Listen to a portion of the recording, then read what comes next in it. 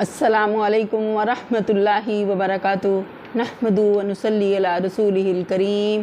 اما بعد فاعوذ باللہ من الشیطان الرجیم بسم اللہ الرحمن الرحیم رب اشرح لی صدری ویسر لی امری واحلل عقدۃ من لسانی یفقہوا قولی رب زدنی علما رب زدنی علما رب زدنی علما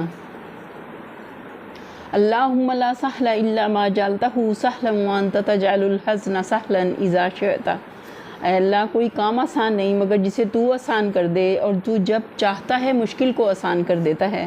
اللہم اغفر لی ذنبی کلہ دقہ وجلہ واولہ وآخرہ وعلانیتہ وسرہ۔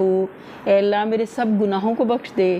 تھوڑے ہوں یا بہت، گزشتہ ہوں یا موجودہ، کھلے ہوں یا چھپے۔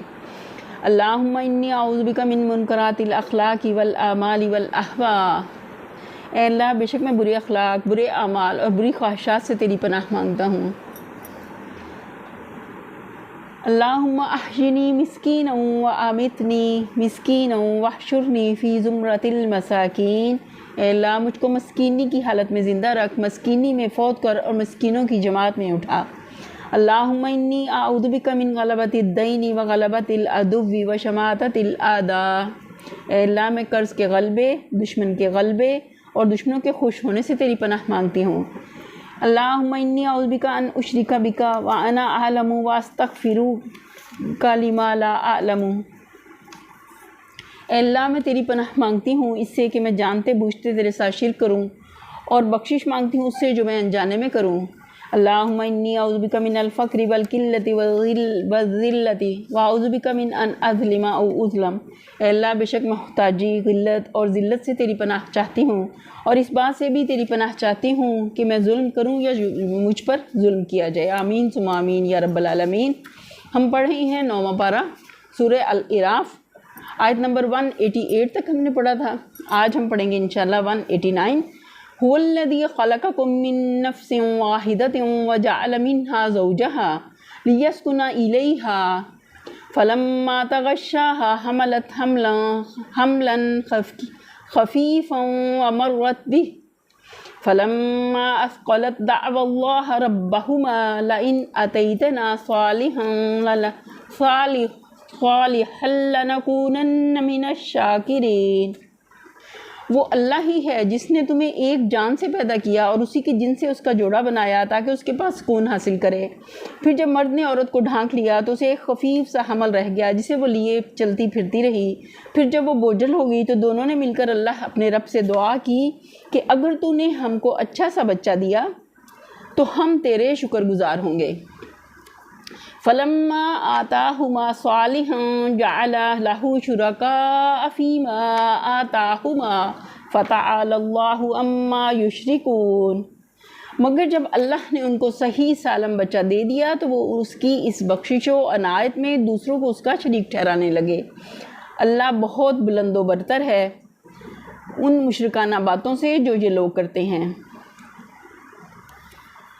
یہاں مشرکین کی جاہلانہ گمراہیوں پر تنقید کی گئی ہے۔ تقریر کا مدعا یہ ہے کہ نوع انسانی کو ابتداءً وجود بخشنے والا اللہ تعالیٰ ہے، جس سے خود مشرکین کو بھی انکار نہیں۔ پھر یہ ہر انسان کو وجود عطا کرنے والا بھی اللہ تعالیٰ ہی ہے، اور اس بات کو بھی مشرکین جانتے ہیں۔ عورت کے رحم میں نطفے کو ٹھہرانا، پھر اس خفیف سے عمل کو پرورش کر کے ایک زندہ بچے کی صورت دینا، پھر اس بچے کے اندر طرح طرح کی قوتیں اور قابلیتیں ودیت کرنا اور اس کو صحیح سالم انسان بنا کر پیدا کرنا، یہ سب کچھ اللہ تعالیٰ کے اختیار میں ہے۔ اگر اللہ عورت کے پیٹ میں بندر یا سانپ یا کوئی عجیب الخلقت حیوان پیدا کر دے، یا بچے کو پیٹ ہی میں اندھا بہرا لنگڑا لولا بنا دے، یا اس کی جسمانی و ذہنی اور نفسانی قوتوں میں کوئی نقص رکھ دے، تو کسی میں یہ طاقت نہیں کہ اللہ کی اس ساخت کو بدل ڈالے۔ اس حقیقت سے مشرکین بھی اسی طرح آگاہ ہے جس طرح موحدین۔ چنانچہ یہی وجہ ہے کہ زمانہ حمل میں ساری امیدیں اللہ ہی سے وابستہ ہوتی ہیں کہ وہی صحیح سالم بچہ پیدا کرے گا، لیکن اس پر بھی جہالت و نادانی کے طغیان کا یہ حال ہے کہ جب امید بار آتی ہے اور چاند سا بچہ نصیب ہو جاتا ہے تو شکریہ کے لیے نظریں اور نیازیں کسی دیوی یا کسی اوتار، کسی ولی اور کسی حضرت کے نام پر چڑھائی جاتی ہیں، اور بچے کو ایسے نام دیے جاتے ہیں کہ وہ اللہ کے سوا کسی اور کی عنایت کا نتیجہ ہے، مثلا حسین بخش، پیر بخش، عبد الرسول، عبد العزیٰ اور عبد الشمس وغیرہ۔ اس تقریر کے سمجھ میں ایک بڑی غلط فہمی واقع ہوئی ہے جسے ضعیف روایات نے اور زیادہ تقویت پہنچا دی۔ چونکہ آغاز میں نوع انسانی کی پیدائش ایک جان سے ہونے کا ذکر آیا ہے جس سے مراد حضرت آدم علیہ السلام ہے، اور پھر فوراً ہی ایک مرد و عورت کا ذکر شروع ہو گیا جنہوں نے پہلے تو اللہ سے صحیح سالم بچے کی پیدائش کے لیے دعا کی، اور جب بچہ پیدا ہو گیا تو اللہ کی بخشش میں دوسروں کو اس کا شریک ٹھہرا لیا۔ اس لیے لوگوں نے یہ سمجھا کہ یہ شرک کرنے والے میاں بیوی ضرور حضرت آدم علیہ السلام ہوں گے۔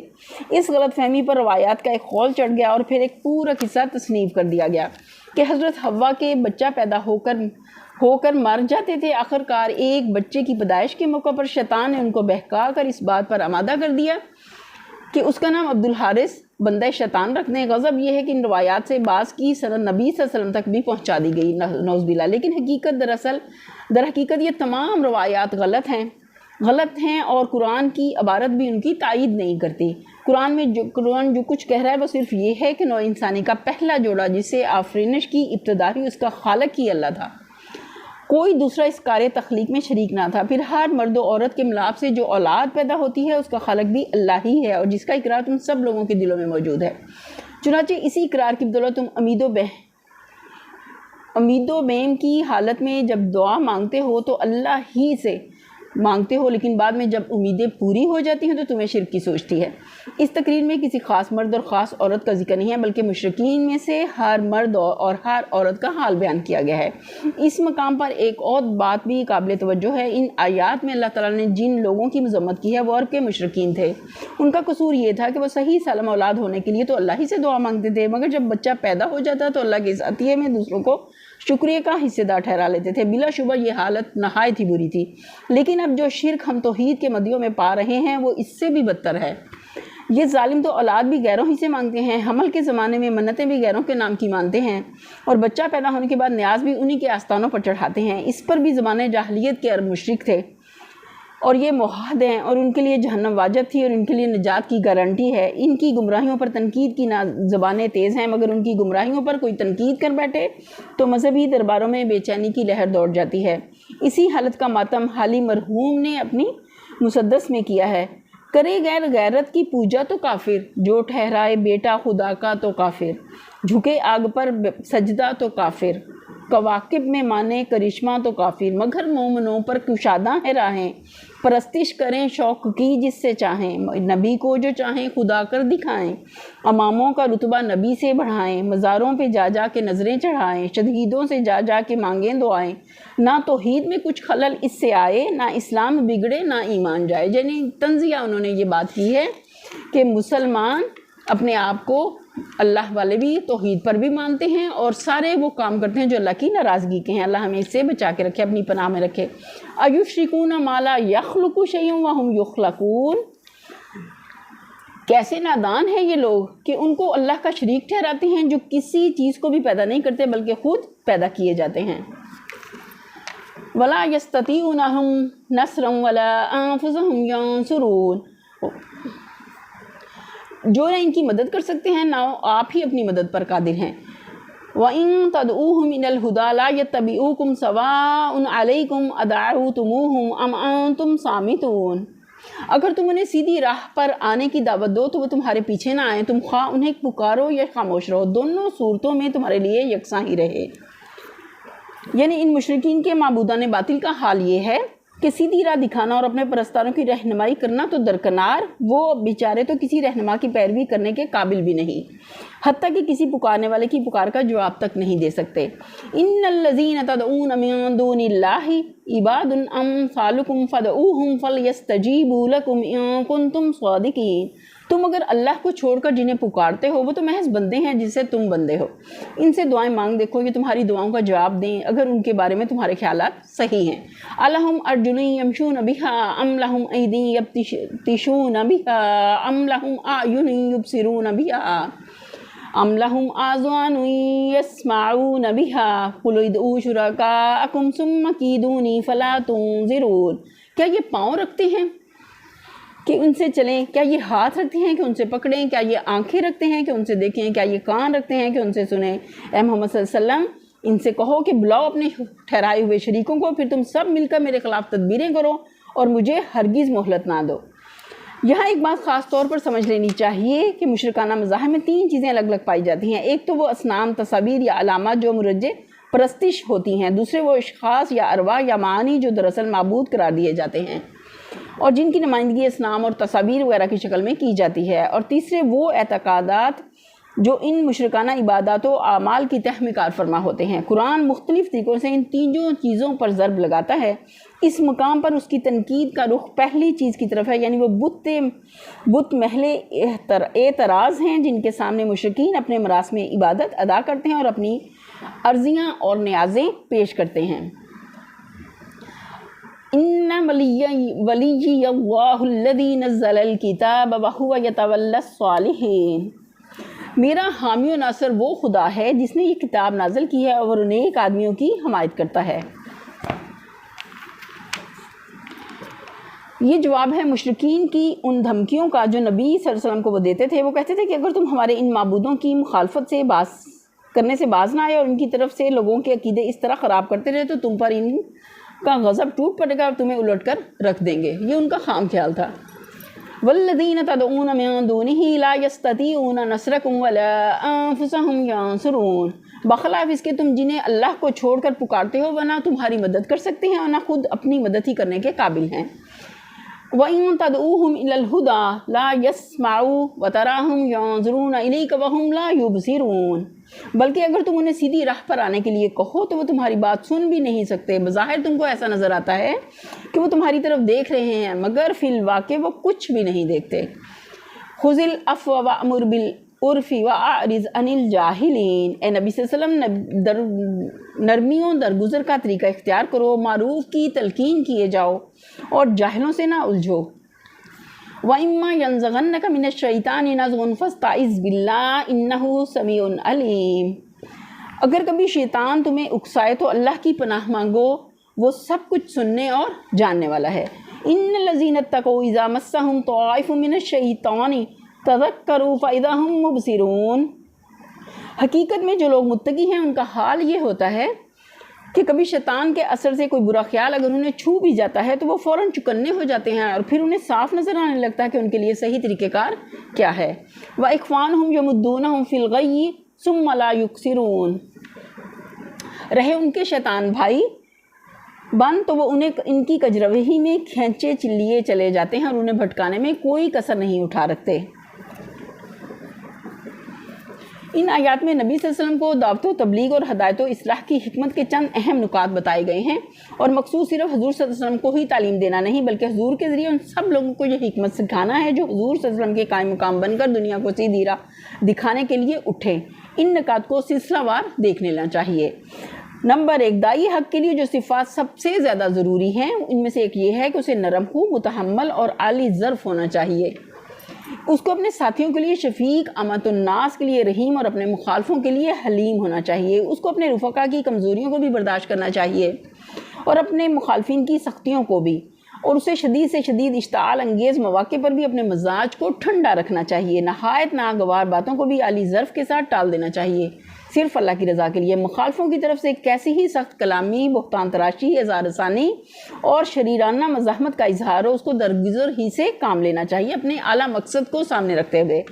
سخت گیری اور درست کھوئی، تلخ گفتاری اور منتقمانہ اشتعال طبع اس کام کے لیے زہر کا حکم رکھتے ہیں اور اس سے کام بگڑتا ہے، بنتا نہیں ہے۔ اسی چیز کو نبی صلی اللہ علیہ وسلم نے یوں فرمایا ہے کہ میرے رب نے مجھے حکم دیا کہ غضب اور رضا اور دونوں حالتوں میں انصاف کی بات کہوں، جو مجھ سے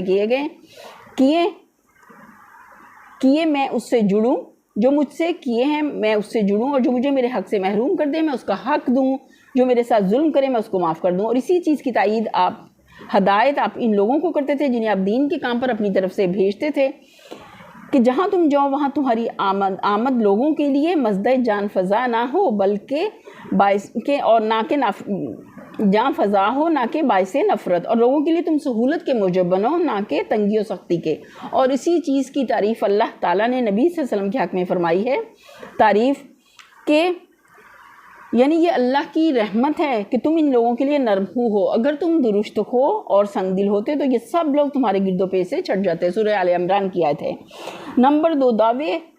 حق کی کامیابی کا گر یہ ہے کہ آدمی فلسفہ ترازی اور دقیقہ سنجی کے بجائے لوگوں کو معروف یعنی ان سیدھی اور صاف بھلائیوں کی تنقید کرے جنہیں بالعموم سارے ہی انسان بھلا جانتے ہیں، یا جن کی بھلائی کو سمجھنے کے لیے وہ عقل عام یعنی کامن سینس کافی ہوتی ہے جو ہر انسان کو حاصل ہے. اسی طرح داعی حق کا اپیل عوام و خاص سب کو متاثر کرتا ہے اور ہر سامع کے کان سے دل تک پہنچنے کی راہ اب نکال لیتا ہے. ایسی معروف دعوت کے خلاف جو لوگ شورش برپا کرتے ہیں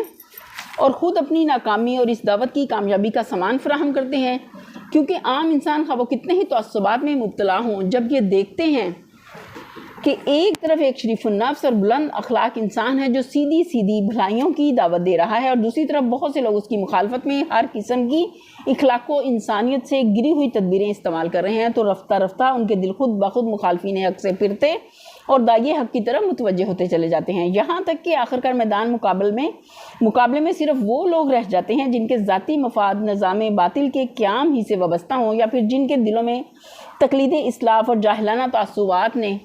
کسی روشنی کے قبول کرنے کی صلاحیت باقی نہ چھوڑی ہو. یہی وہ حکمت تھی جس کی بدولت نبی صلی اللہ علیہ وسلم کو عرب میں کامیابی حاصل ہوئی، اور پھر آپ کے بعد تھوڑی ہی مدت میں اسلام کا سیلاب قریب کے ملکوں پر اس طرح پھیل گیا کہ کہیں 100% اور کہیں 80% اور کہیں 90% باشندے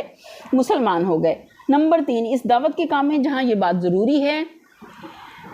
کہ طالبین خیر کو معروف کی تلقین کی جائے، وہاں یہ بات بھی اتنی ہی ضروری ہے کہ جاہلوں سے نہ الجھا جائے، خواہ وہ الجھنے اور الجھانے کی کتنی ہی کوشش کریں. داعی کو اس معاملے میں سخت محتاط ہونا چاہیے کہ اس کا خطاب صرف ان لوگوں سے رہے جو معقولیت کے ساتھ بات کو سمجھنے کے لیے تیار ہوں،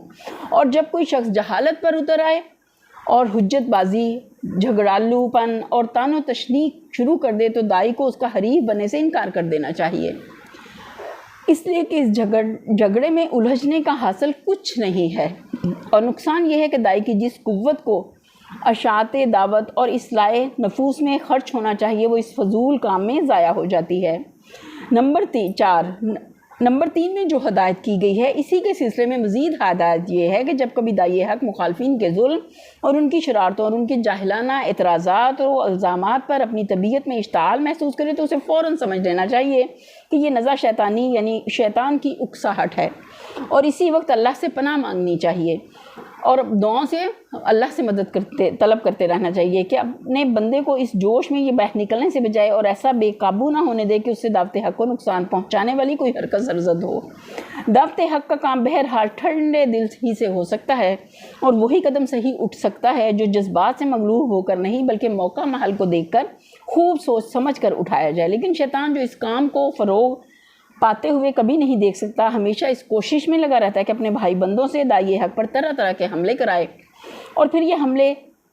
ہر حملے پر داعی حق کو اکسائے کہ اس حملے کا جواب تو ضرور ہونا چاہیے. یہ اپیل جو شیطان نے داعی کے نفس سے کرتا ہے اکثر بڑی بڑی پرفریب تعبیروں اور مذہبی اصلاحوں کے غلاف میں لپٹا ہوتا ہے، لیکن اس کی تہ میں بجز نفسانیت کے اور کوئی چیز نہیں ہوتی. اسی لیے آخری 2 آیتوں میں فرمایا کہ جو لوگ متقی یعنی خدا ترس اور بدی سے بچنے کے خواہش مند ہیں وہ تو اپنے نفس میں کسی شیطانی تحریک کا اثر اور کسی برے خیالات کی کھٹک محسوس کرتے ہی فوراً چکنے ہو جاتے ہیں. انہیں صاف نظر آ جاتا ہے کہ اس موقع پر دعوت دین کا مفاد کس طرز عمل کے اختیار کرنے میں ہے اور حق پرستی کا تقاضا کیا ہے. رہے وہ لوگ جن کے کام میں نفسانیت کی لاگ لگی ہوئی ہے اور اس وجہ سے جن کا شیاطین کے ساتھ بھائی چارے کا تعلق ہے تو وہ شیطانی تحریک کے مقابلے میں نہیں ٹھہر سکتے اور اس سے مغلوب ہو کر غلط راہ پر نکلتے ہیں. پھر جس وادی میں شیطان چاہتا ہے انہیں لیے پھرتا ہے اور کہیں جا کر ان کے قدم نہیں رکتے. مخالف کی ہر گالی کے جواب میں ان کے پاس گالی اور ہر چال کے جواب میں اس سے بڑھ کر چال موجود ہوتی ہے. جو اپنے نفس کا بندہ ہے وہ تو گویا شیطان ہی کا بندہ ہے. اس ارشاد کا ایک عمومی محمل بھی ہے اور وہ یہ کہ اہل تقویٰ کا طریقہ بالعموم اپنی زندگی میں غیر متقی لوگوں سے مختلف ہوتا ہے. جو لوگ حقیقت میں اللہ سے ڈرنے والے ہیں اور دل سے چاہتے ہیں کہ برائی سے بچیں، اور ان کا حال یہ ہوتا ہے کہ برے خیال کا ایک ذرا سا غبار بھی اگر ان کے دل کو چھو جاتا ہے تو انہیں ویسی ہی کھٹک محسوس ہونے لگتی ہے جیسی کھٹک انگلی میں پھانس چبھ جانے یا آنکھ میں کسی ذرے کے گر جانے سے محسوس ہوتی ہے۔ چونکہ وہ برے خیالات، بری خواہشات اور بری نیتوں کے خوگر نہیں ہوتے، اس وجہ سے یہ چیزیں ان کے لیے اسی طرح خلاف مزاج ہوتی ہیں جس طرح انگلی کے پھانس یا آنکھ کے لیے ذرہ، یا ایک نفیس طبع اور صفائی پسند انسان کے لیے کپڑوں پر سیاہی کا ایک داغ یا گندگی کی ایک چھینٹ۔ پھر جب یہ کھٹک انہیں محسوس ہو جاتی ہے تو ان کی آنکھیں کھل جاتی ہیں اور ان کا ضمیر بیدار ہو کر اس غبار شر کو اپنے اوپر سے جھاڑ دینے میں لگ جاتا ہے۔ بخلاف اس کے جو لوگ نہ اللہ سے ڈرتے ہیں نہ بدی سے بچنا چاہتے ہیں اور جن کی شیطان سے لاگ لگی ہوئی ہے، ان کے نفس میں برے خیالات، برے ارادے، برے مقاصد پکتے رہتے ہیں اور ان گندی چیزوں سے کوئی اپراہٹ اپنے اندر محسوس نہیں کرتے، بالکل اسی طرح جیسے کسی دیچکی میں سور کا گوشت پک رہا ہو اور وہ بے خبر ہو کر اس کے اندر کیا پک رہا ہے، یا کسی بھنگی کا جسم اور اس کے کپڑے غلاظت میں لتڑے ہوئے ہوں اور اسے کچھ احساس نہ ہو کہ وہ کن چیزوں میں آلودہ ہے۔ وَإِذَا لَمْ تَأْتِهِمْ بِآيَةٍ قَالُوا لَوْلَا اشْتَرَيْتَهَا قُلْ إِنَّمَا أَتَّبِعُ مَا يُوحَىٰ إِلَيَّ مِن رَّبِّي هَٰذَا بَصَائِرُ مِن رَّبِّكُمْ وَهُدًى وَرَحْمَةٌ لِّقَوْمٍ يُؤْمِنُونَ۔ اے نبی صلی اللہ علیہ وسلم، جب تم ان لوگوں کے سامنے کوئی نشانی یعنی معجزہ پیش نہیں کرتے تو یہ کہتے ہیں تم نے اپنے لیے کوئی نشانی کیوں نہ انتخاب کر لی۔ ان سے کہو میں تو صرف اس وحی کی پیروی کرتا ہوں جو میرے رب نے میری طرف بھیجی ہے، یہ بصیرت کی روشنی ہے تمہارے رب کی طرف سے اور ہدایت اور رحمت ہے ان لوگوں کے لیے جو اسے قبول کرتے ہیں۔ کفار کے اس سوال میں ایک سری تان کا انداز پایا جاتا ہے، یعنی ان کے کہنے کا مطلب یہ ہے کہ میاں جس طرح تم نبی بن بیٹھے ہو اسی طرح کوئی معجزہ بھی چھانٹ کر اپنے لیے بنا لاتے، لیکن آگے ملاحظہ ہو اس کے تان کا جواب کس شان سے دیا جاتا ہے، یعنی میرا منصب یہ نہیں ہے کہ جس چیز کی مانگ ہو، جس کی میں خود ضرورت محسوس کروں، اسے خود اعجاز یا تصنیف کر کے پیش کر دوں۔ میں تو ایک رسول ہوں اور میرا منصب صرف یہ ہے کہ جس نے مجھے بھیجا اس کی ہدایت پر عمل کروں۔ معجزے کے بجائے میرے بھیجنے والے نے جو چیز میرے پاس بھیجی ہے وہ قرآن ہے، اس کے اندر بصیرت و فروز روشنیاں ہیں موجود ہیں، اور اس کی نمایاں ترین خوبی یہ ہے کہ جو لوگ اس کو مان لیتے ہیں ان کو زندگی کا سیدھا راستہ مل جاتا ہے اور ان کے اخلاق حسنہ میں رحمت الہی کے آثار صاف حویدہ ہونے لگتے ہیں۔ وَإِذَا قُرِئَ الْقُرْآنُ فَاسْتَمِعُوا لَهُ وَأَنصِتُوا لَعَلَّكُمْ تُرْحَمُونَ۔ جب قرآن تمہارے سامنے پڑھا جائے تو اسے توجہ سے سنو اور خاموش رہو، شاید کہ تم پر بھی رحمت ہو جائے۔ یعنی یہ جو تعصب اور ہٹ درمی کی وجہ سے تم لوگ قرآن کی آواز سنتے ہی کانوں میں انگلیاں ٹھوس لیتے ہو اور شور و غل برپا کرتے ہو تاکہ نہ خود سنو نہ کوئی دوسرا سن سکے، اس روش کو چھوڑ دو اور غور سے سنو تو صحیح کہ اس میں تعلیم کیا دی گئی ہے۔ کیا عجب کہ اس کی تعلیم سے واقف ہو جانے کے بعد تم خود بھی اس رحمت کے حصے دار بن جاؤ جو ایمان لانے والوں کو نصیب ہو چکی ہے۔ مخالفین کی طعن آمیز بات کے جواب میں یہ ایسا لطیف و شیریں اور ایسا دلوں کو مسخر کرنے والا انداز تبلیغ ہے کہ اس کی خوبی کسی طرح بیان کی محتمل نہیں ہو سکتی۔ جو شخص حکمت تبلیغ سیکھنا چاہتا ہو وہ اگر غور کرے تو اس کا جواب میں بڑے سبق پا سکتا ہے۔ اس آیت کا اصل مقصود تو وہی ہے جو ہم نے اوپر بیان کیا، لیکن ضمناً اس سے یہ حکم بھی نکلتا ہے کہ جب اللہ کا کلام پڑھا جا رہا ہو تو لوگوں کو ادب سے خاموش ہو جانا چاہیے اور توجہ کے ساتھ اسے سننا چاہیے۔ اس سے یہ بات بھی مستنبط ہوتی ہے کہ امام جب نماز میں قرآن کی قرات کر رہا ہو تو مقتدیوں کو خاموشی کے ساتھ اس کی سماعت کرنی چاہیے، لیکن اس مسئلے میں ائمہ کے درمیان اختلاف واقع ہوا ہے۔ امام ابو حنیفہ ان کے اسلاف کا مسلک یہ ہے کہ امام کی قرات خواہ جہری ہو یا سری مقتدیوں کو خاموش ہی رہنا چاہیے۔ امام مالک رحمہ اللہ اور امام احمد کی رائے یہ ہے کہ صرف جہری قرات کی صورت میں مقتدیوں کو خاموش رہنا چاہیے، لیکن امام شافعی اس طرف گئے ہیں کہ جہری اور سری دونوں صورتوں میں مقتدی کو قرات کرنی چاہیے، کیونکہ بعض احادیث کی بنا پر وہ سمجھے ہیں کہ جو شخص نماز میں سورہ فاتحہ نہ پڑھے اس کی نماز نہیں ہوتی، کہ نماز میں اکیلے نماز پڑھے ہوں یا امام کے پیچھے سورہ فاتحہ لازمی پڑھنی ہے۔ وَاذْكُرْ رَبَّكَ فِي نَفْسِكَ تَضَرُّعًا وَخِيفَةً وَدُونَ الْجَهْرِ مِنَ الْقَوْلِ بِالْغُدُوِّ وَالْآصَالِ وَلَا تَكُن مِّنَ الْغَافِلِينَ۔ اے نبی صلی اللہ علیہ وسلم، اپنے رب کو صبح و شام یاد کرو، دل ہی دل میں زاری اور خوف کے ساتھ، اور زبان سے بھی ہلکی آواز کے ساتھ۔ تم ان لوگوں میں سے نہ ہو جاؤ جو غفلت میں پڑے ہوئے ہیں۔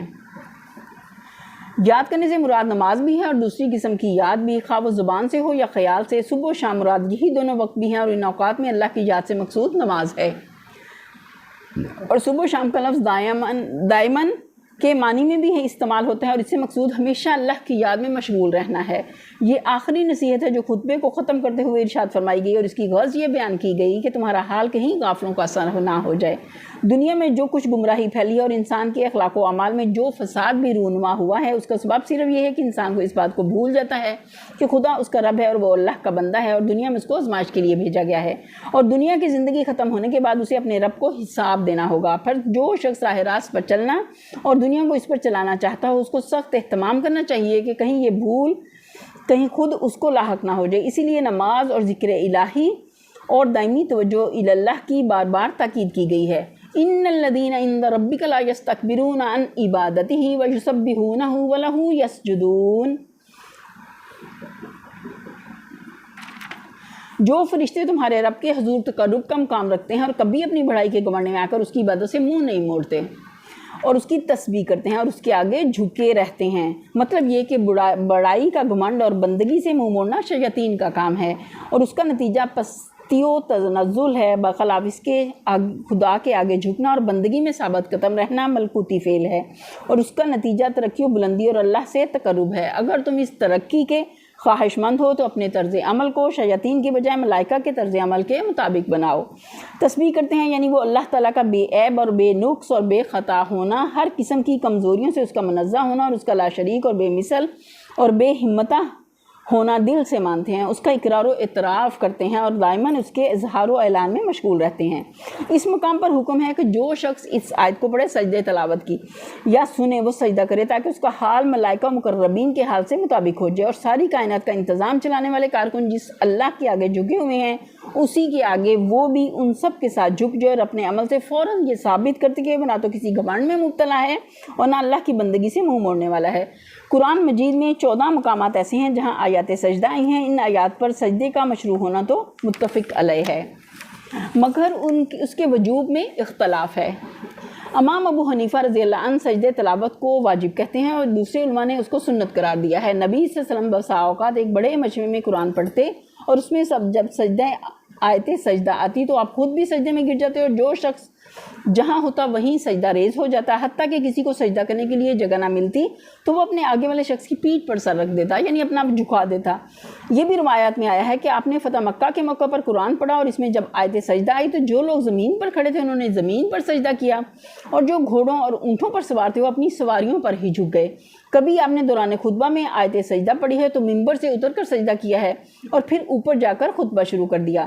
اس سجدے کے لیے جمہور انہی شرائط کے قائل ہیں جو نماز کی شرطیں ہیں، یعنی باوضو ہونا، قبلہ رخ ہونا، نماز کی طرح سجدے میں زمین پر سر رکھنا۔ لیکن جتنی احادیث سجدہ تلاوت کے باب میں ہیں ہم کو ملی ہیں، ان میں کہیں ان شرطوں کے لیے کوئی دلیل موجود نہیں ہے۔